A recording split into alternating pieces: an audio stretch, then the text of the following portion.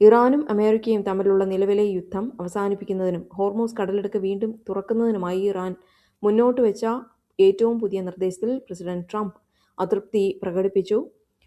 തിങ്കളാഴ്ച മുതൽ, അതായത് ഇന്നലെ മുതൽ ഇറാനിയൻ തുറമുഖങ്ങളിൽ ഏർപ്പെടുത്തിയിരിക്കുന്ന ഉപരോധം US അവസാനിപ്പിക്കുകയാണെങ്കിൽ ഹോർമൂസ് കടലിടുക്ക് വീണ്ടും തുറക്കാമെന്നായിരുന്നു ഇറാന്റെ വാഗ്ദാനം. എന്നാൽ ഈ ഒരു നിർദ്ദേശത്തിൽ പ്രസിഡന്റ് ട്രംപ് തൃപ്തനല്ല. യുദ്ധം അവസാനിപ്പിക്കാൻ കൂടുതൽ ശക്തമായ വ്യവസ്ഥകൾ വേണമെന്നാണ് അമേരിക്കയുടെ നിലപാട്. ഫ്രഞ്ച് വിദേശകാര്യമന്ത്രിയായ ജീൻ നോയൽ ബാരോട്ട് ഇറാൻ വലിയ വിട്ടുവീഴ്ചകൾക്ക് തയ്യാറാകണമെന്നും ഭരണകൂടത്തിൽ സമൂലമായ മാറ്റങ്ങൾ വരുത്താൻ പ്രതിജ്ഞാബദ്ധരാകണമെന്നും ആവശ്യപ്പെട്ടു. ഹോർമൂസ് കടലിടുക്ക് അടഞ്ഞുകിടക്കുന്നത് ആഗോള ഭക്ഷ്യ പ്രതിസന്ധിക്ക് കാരണമാകുമെന്ന് ഐക്യരാഷ്ട്രസഭ മുന്നറിയിപ്പ് നൽകിയിരിക്കുന്നു. ഇറാൻ നടത്തുന്ന ആക്രമണങ്ങളെ പിന്തുണച്ചതിന് 69 പേരുടെ പൗരത്വം ബഹ്റൈൻ റദ്ദാക്കി. രാജ്യത്തിനെതിരായ ഇറാന്റെ ആക്രമണങ്ങളെ പിന്തുണയ്ക്കുകയും ഭീകരവാദ പ്രവർത്തനങ്ങളിൽ ഏർപ്പെടുകയും ചെയ്തു എന്നതാണ് ഇവർക്കെതിരെയായിട്ടുള്ള ആരോപണം. രാജ്യസുരക്ഷ ഉറപ്പാക്കുന്നതിനും വിദേശ ഇടപെടലുകളെ തടയുന്നതിനുമുള്ള കർശന നടപടിയായാണ് ഇത്തരത്തിലൊരു തീരുമാനമെടുത്തിരിക്കുന്നതെന്നാണ് ബഹ്റൈൻ അധികൃതർ വ്യക്തമാക്കുന്നത്. ഇന്തോനേഷ്യൻ തലസ്ഥാനമായ ജക്കാർത്തയ്ക്ക് സമീപം തിങ്കളാഴ്ച രാത്രിയുണ്ടായ ട്രെയിൻ അപകടത്തിൽ 14 പേർ കൊല്ലപ്പെട്ടു, 84 പേർക്ക് പരിക്കേറ്റു.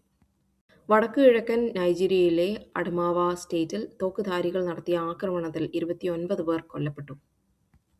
ലോർഡ് മാൻഡൽസന്റെ അംബാസഡർ നിയമനത്തിൽ പാർലമെന്റിനെ തെറ്റിദ്ധരിപ്പിച്ചോ എന്നതിൽ ഇന്ന് കെയർ സ്റ്റാർമർ, UK പ്രൈം മിനിസ്റ്ററായ കെയർ സ്റ്റാർമർ ഇന്ന് നിർണായക വോട്ടെടുപ്പിനെ നേരിടും. അമേരിക്കയിലെ ബ്രിട്ടീഷ് അംബാസഡറായി ലോർഡ് മാൻഡൽസനെ നിയമിച്ചതുമായി ബന്ധപ്പെട്ട സുരക്ഷാ പരിശോധനകളിൽ കൃത്രിമം നടന്നോ എന്നതിലാണ് വോട്ടെടുപ്പ്. മാൻഡൽസൺ സുരക്ഷാ പരിശോധനയിൽ പരാജയപ്പെട്ടിട്ടും ശരിയായ നടപടിക്രമങ്ങൾ പാലിച്ചാണ് നിയമനം നടത്തിയതെന്ന് പറഞ്ഞ് പ്രൈം മിനിസ്റ്റർ പാർലമെന്റിനെ തെറ്റിദ്ധരിപ്പിച്ചു എന്നാണ് പ്രതിപക്ഷത്തിന്റെ ആരോപണം. കെയർ സ്റ്റാർമറുടെ ഈ ഒരു നടപടിയെക്കുറിച്ച് പ്രിവിലേജസ് കമ്മിറ്റി അന്വേഷിക്കണോ എന്ന് MPമാർ ഇന്ന് വോട്ട് രേഖപ്പെടുത്തി തീരുമാനിക്കും. ലോർഡ് മാൻഡൽസൺ തുടക്കത്തിൽ സുരക്ഷാ പരിശോധനയിൽ പരാജയപ്പെട്ടുവെന്നും എന്നാൽ ഈ റിപ്പോർട്ട് മറികടന്ന് അദ്ദേഹത്തെ നിയമിക്കുകയായിരുന്നുവെന്നും റിപ്പോർട്ടുകൾ സൂചിപ്പിക്കുന്നു. മാനുസ് എന്ന AI സ്റ്റാർട്ടപ്പ് കമ്പനി ചൈനയിൽ സ്ഥാപിതമായ ഒരു കമ്പനിയാണിത്. ഷാവോ ഹോങ് എന്ന സംരംഭകന്റെ നേതൃത്വത്തിൽ ഈ ഒരു കമ്പനി ബെയ്ജിങ്ങിലാണ് ആരംഭിച്ചത്. എന്നാൽ പിന്നീട് ഈ കമ്പനി ഇതിന്റെ ആസ്ഥാനം സിംഗപ്പൂരിലേക്ക് മാറ്റുകയും ബട്ടർഫ്ലൈ ഇഫക്റ്റ് എന്ന പേരിൽ അവിടെ ഈ ഒരു കമ്പനിയെ ഇൻകോർപ്പറേറ്റ് ചെയ്യുകയും ചെയ്യുകയായിരുന്നു. 2025 ഡിസംബറിൽ മെറ്റ ഏകദേശം $2 ബില്യൺ മാനുസിനെ ഏറ്റെടുക്കുന്നതായിട്ട് പ്രഖ്യാപിച്ചു. എന്നാൽ പിന്നീട് 2026 ഏപ്രിലിൽ ഇപ്പോൾ ചൈനീസ് റെഗുലേറ്റർമാർ ഈ ഒരു ഏറ്റെടുക്കൽ തടയുകയും ഇടപാട് റദ്ദാക്കാൻ ഉത്തരവിടുകയും ചെയ്തു. പ്രധാനപ്പെട്ട AI സാങ്കേതിക വിദ്യ വിദേശ കമ്പനികൾക്ക് കൈമാറുന്നത് ചൈനയുടെ ദേശീയ സുരക്ഷയെ ബാധിക്കുമെന്ന ആശങ്കയാണ് ഇതിന് പിന്നിൽ എന്നാണ് റിപ്പോർട്ടുകൾ സൂചിപ്പിക്കുന്നത്. മറ്റ് സാധാരണ ചാറ്റ്ബോട്ടുകളിൽ നിന്ന് വ്യത്യസ്തമായി ഒരു ജനറൽ പർപ്പസ് AI ഏജന്റ് എന്നാണ് ഇതിനെ വിളിക്കുന്നത്. അതായത് ഒരു ക്ലയന്റ് ഒരു കാര്യം പറഞ്ഞാൽ അതെങ്ങനെ ചെയ്യണമെന്ന് ഓരോ ഘട്ടത്തിലും തിരിച്ചു ചോദിക്കാതെ തന്നെ സ്വയം പ്ലാൻ ചെയ്യാനും നടപ്പിലാക്കാനും ഇതിന് കഴിയും.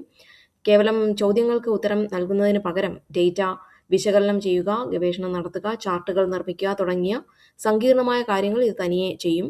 ഒരു മനുഷ്യൻ മണിക്കൂറുകൾ എടുത്ത് ചെയ്യുന്ന ജോലികൾ നിമിഷങ്ങൾക്കുള്ളിൽ പൂർത്തിയാക്കാൻ ഇതിന് സാധിക്കുമെന്നാണ് കമ്പനി അവകാശപ്പെടുന്നത്. ലോകത്തിലെ ഏറ്റവും മികച്ച AI ഏജന്റ് തങ്ങളുടേതാണെന്നാണ് മാനുസ് അവകാശപ്പെടുന്നത്.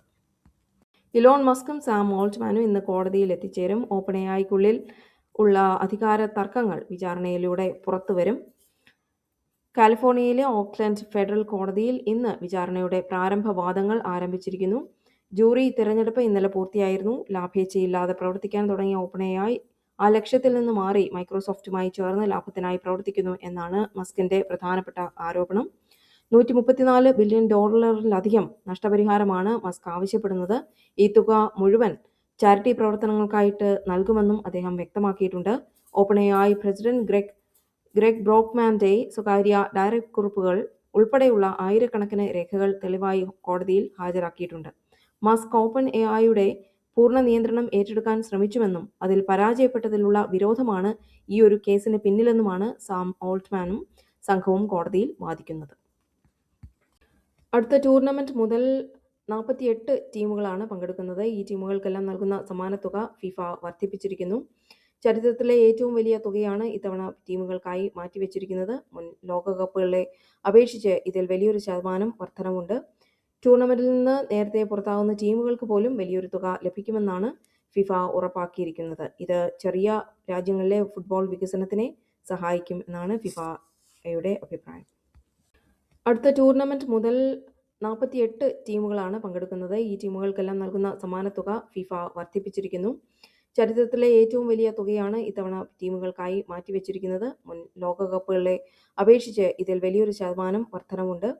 ടൂർണമെന്റിൽ നിന്ന് നേരത്തെ പുറത്താകുന്ന ടീമുകൾക്ക് പോലും വലിയൊരു തുക ലഭിക്കുമെന്നാണ് ഫിഫ ഉറപ്പാക്കിയിരിക്കുന്നത്. ഇത് ചെറിയ രാജ്യങ്ങളിലെ ഫുട്ബോൾ വികസനത്തിനെ സഹായിക്കും എന്നാണ് ഫിഫയുടെ അഭിപ്രായം.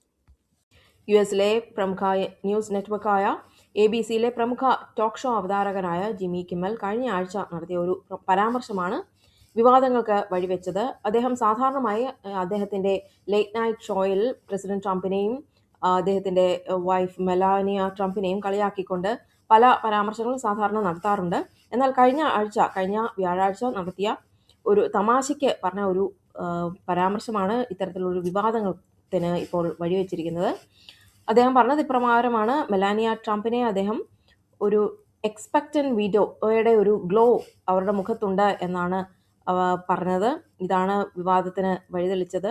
White House correspondence dinner parody ചെയ്യുന്ന ഒരു കോമഡി സെഗ്മെന്റിനിടയിലായിരുന്നു ഈ ഒരു പരാമർശം. എന്നാൽ ഇതിന് 2 ദിവസത്തിന് ശേഷം വാഷിംഗ്ടൺ ഹിൽട്ടണിൽ നടന്ന യഥാർത്ഥ പരിപാടിക്കിടെ വെടിവെപ്പ് ഉണ്ടായതോടെയാണ് ഈ ഒരു തമാശ വലിയ ഗൗരവമുള്ള വിഷയമായി മാറിയത്.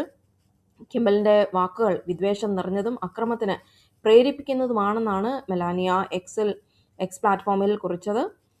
കിമ്മലിന്റെ ഇത്തരം സ്വഭാവങ്ങളെ പ്രോത്സാഹിപ്പിക്കുന്നത് ABC അവസാനിപ്പിക്കണമെന്നും നെറ്റ്വർക്ക് ഇക്കാര്യത്തിൽ ശക്തമായ നിലപാട് എടുക്കണമെന്നും അവർ ആവശ്യപ്പെട്ടു. ജിമ്മി കിമ്മലിനെ കുറിച്ച് കിമ്മലിനെ ഒരു കവേർഡ് എന്നാണ് അവർ വിശേഷിപ്പിച്ചത്. തന്റെ കുടുംബത്തെക്കുറിച്ച് അദ്ദേഹം പറയുന്നത് കോമഡി അല്ലെന്നും അമേരിക്കയിലെ രാഷ്ട്രീയ വ്യവസ്ഥയെ അത് മോശമായി ബാധിക്കുമെന്നുമാണ് മെലാനിയ ട്രംപ് പറയുന്നത്. പ്രസിഡന്റ് ട്രംപ് തന്റെ ഭാര്യയെ അപമാനിച്ച ജിമ്മി കിമ്മലിനെ ABC-യും അതിന്റെ മാതൃകമ്പനിയായ ഡിസ്നിയും ഉടൻ തന്നെ പുറത്താക്കണമെന്ന് പ്രസിഡന്റ് ഡൊണാൾഡ് ട്രംപ് ആവശ്യപ്പെട്ടു. വെടിവെപ്പ് നടന്ന സാഹചര്യത്തിൽ കിമ്മലിന്റെ തമാശ അക്രമത്തെ പ്രോത്സാഹിപ്പിക്കുന്ന ഒന്നാണെന്നാണ് അദ്ദേഹം ആരോപിച്ചത്. എന്നാൽ ജിമ്മി കിമ്മൽ പറയുന്നത് ഇപ്രകാരമാണ്: താൻ നടത്തിയ തമാശയെ തെറ്റായി വ്യാഖ്യാനിക്കുകയാണെന്നാണ് കിമ്മൽ പറയുന്നത്. അത് ട്രംപും മെലാനിയയും തമ്മിലുള്ള പ്രായ വ്യത്യാസത്തെക്കുറിച്ചുള്ള ഒരു സാധാരണ തമാശ മാത്രമായിരുന്നുവെന്നും അല്ലാതെ അക്രമത്തിനുള്ള ആഹ്വാനമല്ലെന്നുമാണ് ജിമ്മി കിമ്മൽ വ്യക്തമാക്കുന്നത്.